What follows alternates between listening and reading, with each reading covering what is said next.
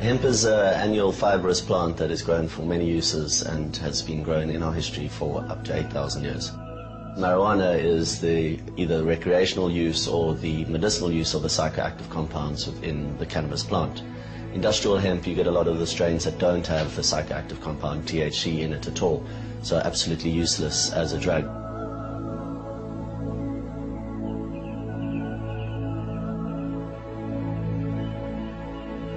The history of hemp has been traced back to China to 6,000 to 8,000 BC, and it is thought of to be the first plant cultivated by man for fiber uses.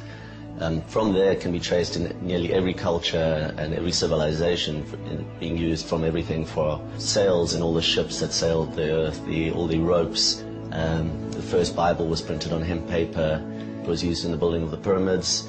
Hemp moved across also through the sailing ships into the American colonies and was actually grown by George Washington and Thomas Jefferson. And people don't realize that the first drafts of the American Declaration of Independence were actually written on hemp paper. You could pay your taxes with hemp as well.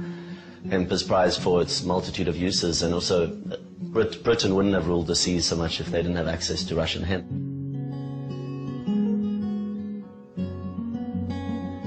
Throughout history, hemp had a very big role in industry, but towards the sort of beginning of the 20th century, it started losing a little bit of market share to cotton, because the hemp fiber it's quite hard to get off the stalk. In 1930, a man called Schlichten invented a new machine to take the fiber off hemp while it was green. The Hearst Corporation bought up the rights for this machine. They then squashed the design for this machine and ran a campaign with DuPont, who had just invented nylon, and a lot of the petrochemical industries as well, to get hemp banned because it was now competition. The history is quite involved, but when you look at the facts, there's no ways that this plant is criminalized because as a part of it can be abused. It is because of its threat to major corporations and big business. When America banned hemp and put a lot of pressure on the rest of the Western world to follow suit, there was only one Western country that decided that they would continue growing, and that was France. The rest of the countries that have traditionally grown hemp have been the communist countries. You find a lot in Serbia, Hungary, obviously China being the world leader. They're growing by far the most. Since the 1990s, there's been a resurgence in the West, and Canada was the first major country that changed, and now they're growing 50,000 hectares at the moment.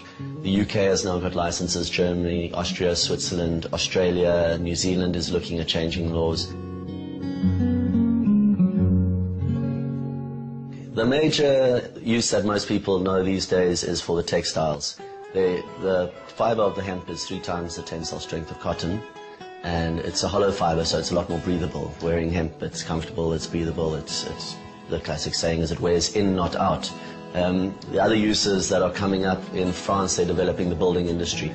What they do is chip up the stalk and mix it with lime, and you actually get this, which is a hemp brick. The other product that's really big in building is the chipboard, which is lighter than wood, it's better insulating than wood, and obviously there are no trees going into it again, and it's on a sustainable basis.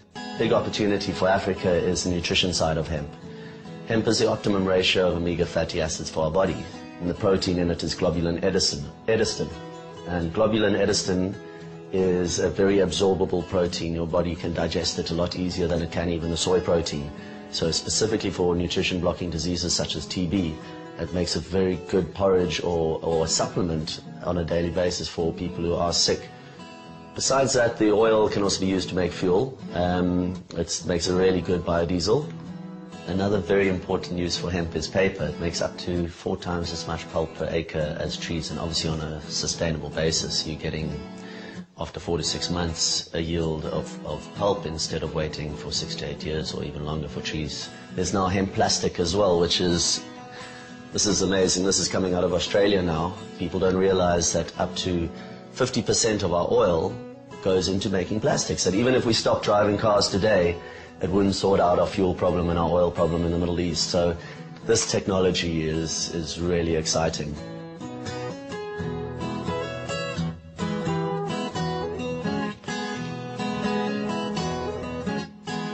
Environmentally, hemp is a very positive plant because it grows very fast, so it absorbs a lot of carbon, which, as we all know, this is a big issue with global warming. It also cuts down your use of pesticides and other chemicals in the farming practice, so it will stop the pollution of rivers and land and all that.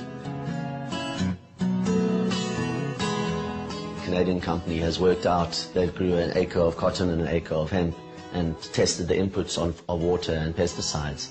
And a hemp t-shirt uses 300 liters less water and a cup and a half of pesticides less than cotton. So that is amazing. That you can actually see the effects immediately on planet saving and your costs reduction for a farmer to grow hemp versus cotton. In South Africa, currently the situation is that hemp is only grown for research purposes. It is controlled by the Department of Health, and the permit is, at the moment, currently a permit to grow a narcotic drug. It is a situation where our government is yet to recognize the difference between industrial hemp and medicinal marijuana or dacha on that side.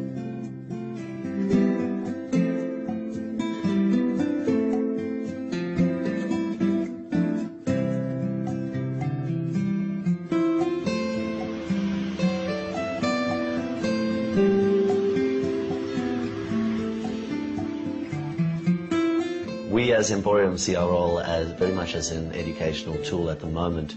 Our tagline is innovate, educate, cultivate. Innovate, we're trying to show as many different products as possible to show the versatility of the plant.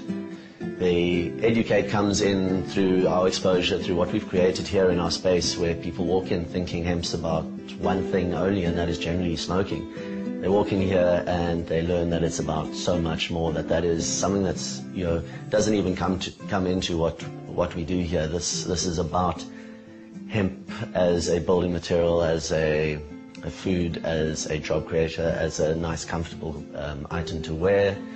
Obviously, the cultivate that comes in at the end is somewhere where we're aiming towards. We want to be hemp farmers, and we want to be creating jobs, we want to be building houses, and we want to be feeding people. That is our ultimate aim.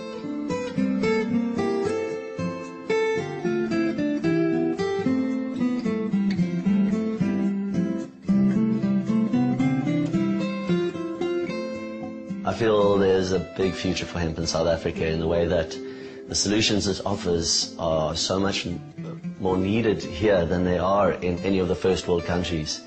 Here we need people to have jobs, we need people to be growing organically and looking after our soil, we need people to have houses that are built nicely. They aren't these cement brick house with a tin roof that are absolutely terrible to live in. And then nutrition for people to feed themselves properly and to actually feel full and to have a healthy lifestyle. So it can offer a lot on that side. So yes, the future is bright if we can just get it through the system and get it to a place where a farmer can actually grow hemp as an industrial crop.